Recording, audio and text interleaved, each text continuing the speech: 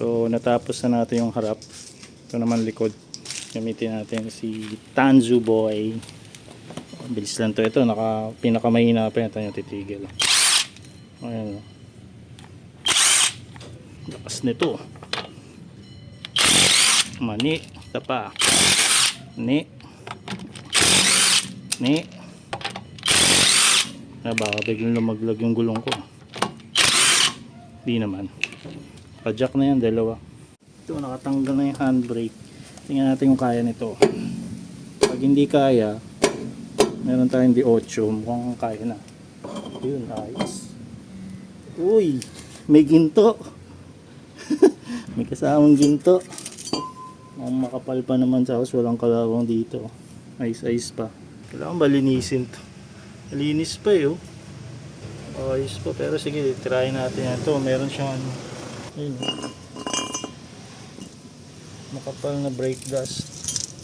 Ibanatan din natin yan, liha pala. So, tuling gagamitin natin. Madami pa. Tingin ko kasya to sa isang set ng gulong, 4. Hindi ko nakuha yung liha.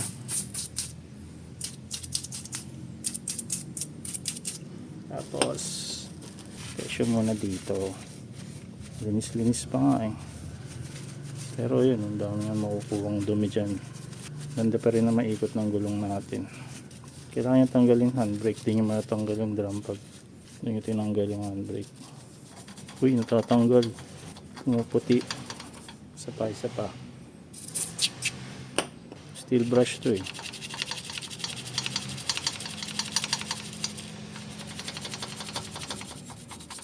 Ito yung puputi. May puti naman.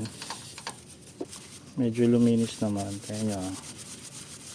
Ayan, medyo luminis. Dito yung madumi. Oh. Kahit pa paano meron naman pagkakaiba. Effective din naman to kahit mura lang. Mura lang siya eh. Parang 65, 70, 75 pesos yung isang lata. Pag dalawa, free shipping na. Teka, ba't ito ba nilinis ko? Dapat yung brake, diba? Eh, dinamay ko na rin ito. Binaklas ko na. Doon tayo sa brake. Ganda nyo, tanggalin yung brake pad. Brake shoe pala, brake pad. Pero kahit di na, kasi malinis naman yung sa akin. 10.5 lang tinakmo, kapal pa. Ganda itong brake cleaner na ito. Hindi masakit sa mata, hindi masakit sa balat. Makakalinis. Hindi rin nakakasira ang rubber ito kasi mild cleaner lang siya. Ganda pa ng ikot nito. Hindi ko masyadong nilulusong kasi sa baha to. Pag may baha, alam ko malalim. Hanap ako ng ibang daan. Or matik kasi to eh. Takot ako sa baha. Oh. Okay, may lihan tayo. 100 ata to. 100 grit o 80 grit. Pumuputi oh. Diba? Pumuputi. Yan. Siyang ka magaling. Kabila naman.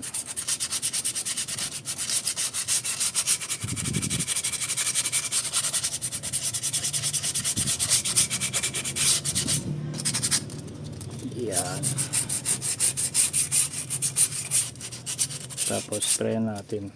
Kasi halikabukan. Nilihan natin. Tissue ulit. Dumi pa din. Tissue 30 pesos lang to. Dami yan sa Lazada, TikTok, mas mura pa. Baka 20 nga lang dun na 150 tools. Yan linis no. Tapos agad tayo dito. Yung drum pa pala. Yung cover pa pala ng drum. Medyo luminis na siya. Importante naman dito yung to. Tsaka yung sa drum lining. Tirahin natin drum lining. Ito yung niya, drum lining. Ganda rin, walang uka. Tapos to, alikabok yan. Parang ayoko ang liyain kasi wala siyang wala siyang gas-gas eh. Malinis. Dito, ayos, walang masyadong kalawang. Kasi 7 years old. Ang lagkit nga lang. So, linisin natin. Parang ayoko ang liyain. Pero nililiya talaga yan. Tingnan natin mamaya. Dami sigurong dumi nito. Ay, konti lang. Masa na yung alikabok? Wala niya. Masama daw hanginan to kasi tatalsik yung alikabok sa'yo. So binasaan na lang natin ng cleaner. Mas madali itong ano, drum brake kung hindi mo babaklasin yung pads. Pero kung babaklasin mo, mahirap balik. Di ko na matanda kung paano ko na ibalik yung ganyan sa Mazda. Nakaya naman, hirap lang. Yan, isin pa natin to. Damay na natin yung labas. Pero kahit di na kasi maano rin naman yung labas dudumihan din yan pag umulan or dumaan ka sa patikan. Ang dumi. Liyain ko ba to? Sige, liyain natin. Liyain natin konti yung lining. Pero ang ganda niya, wala siyang gas-gas konti lang. Lalo pa nakasira. Alam ko nililiyan nila to. Nagdagan na lang natin mamaya pagliya. Malilisan nyo na para hindi tayo umbuti ng isang oras. Dun sa disc caliper video, isang oras ata yung nakabot. Ang daming dinaanan. Pagtanggal ng rotor, guide pin, nirelube. Madumi. Pero every time PMS ako sa Caltex, binubugaan naman nila to rin. Sila na nagbubuga. Binubugaan nila yung mga preno ko. Kaya tanggal din yung mga alikabok. Okay na. Ito, sige. Malagkit Linisin na din natin. Nalagkitan ako Parang ano cream pie. Parang cream pie Malagkit Nawakan ko to Ewan ko ba't malagkit. Parang ano, asfalto. Baka ganito talaga to. Siguro yung mga nadaanan ko, mga nagulungan ko, baka may asfalto na to.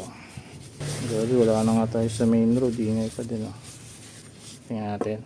Uy, ayos, hindi na malagkit. Linis-linis na. May dumi pa nga konti Kaya yung kailangan natin liyain. Oo nga So niliha ko nga, may lumabas pa mga libag Yun diba? So kailangan yung liyain para matanggal yung mga libag. Yung mga libag pa nakakapit. So iba kalawang. Tsagayin lang natin yan. Makuha din natin yan. Tapos linisin natin ulit. Spray. Hindi na naman ako nag-gloves. Yun na naman, nakalimutan natin. Ayan natin kung pwede na to. Kung malinis na. Ayan, malinis sa tissue. Slide natin dyan. Diin na natin.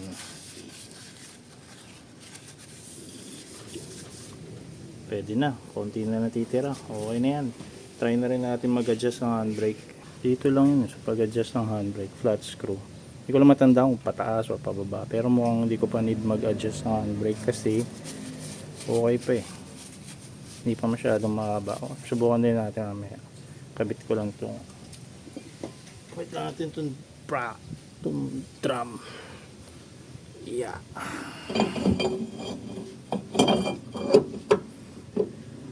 Makapit pa nga kailangan na ba mag-adjust nito?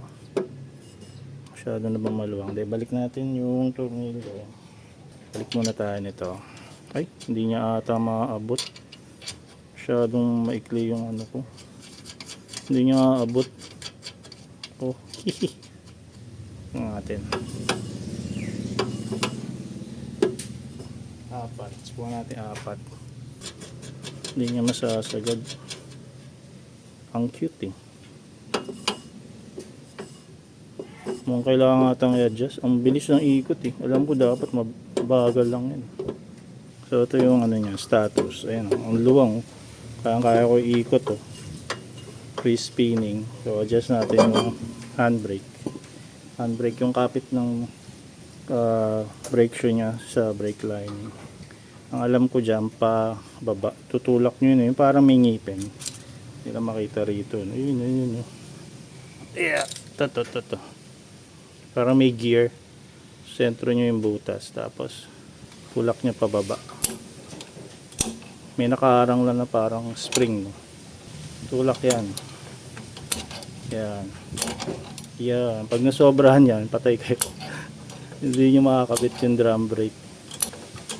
Or mahirapan kayo magtanggal, kailangan nyo ng bolt. So subukan natin. Kabit na natin. Wala pa akong isang ikot. Maramdaman nyo nung pagpasok nyo masikip. Medyo sumikip pero kulang pa ang konti. Baba natin ng yup, sumobra naman nata yun. Parang daming lagitik nung tik. Yun, medyo bumigat pero kulang pa rin. Medyo kulang pa. Yeah. Baba natin. Yun. Oop, baka sumobra. Parang kalating ikot yun. Ayaw yung pumasok. Ayan, pumasok. Ayan. Ito, sakto lang. Sakto lang. Umiikot pa siya. Pero, hindi rin. Luwang pa din. Kulang pa pala. Ayun, naikot ko pa yung isang kamay. Kulang pa. Or kailangan natin ipreno. Hindi. Ayan. Ayan.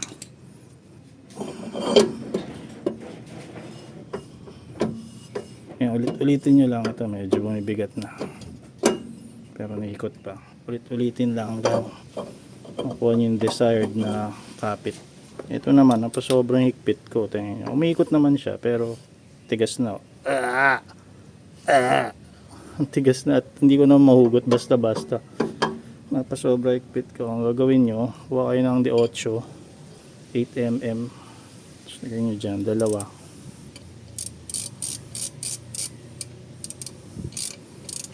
Ibigay yan. Tapos na yun dito. Huwag yung pukpukin. Baka mas lalong hindi matanggal eh. Dalawa yan. Mas maganda kung dalawa kayo sabay. So luluwangan natin pataas. Kunting ikot lang. Yan na, ibigay na. Puputok pa yan. Baka matakot kayo. Puputok dyan. Hindi yan naka-handbrake ha. Nakasobra ang higpit eh.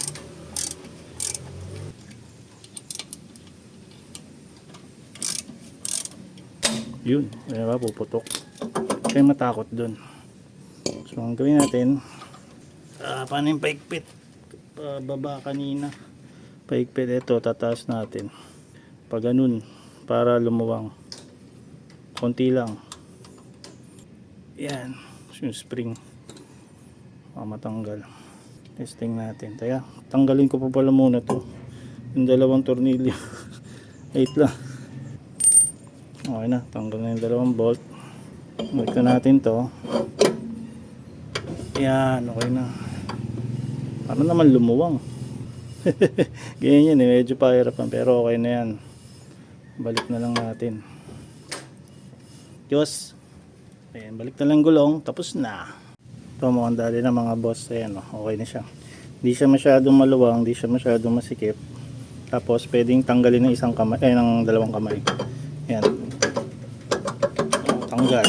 Mahirap nga lang. Pero babalik mo rin. Diba? Ayos. Kabit na lang yung gulong. Then tapos na. Mas madali maglinis sa likod kaysa sa harap. Yung harap, grabe. Pahirap.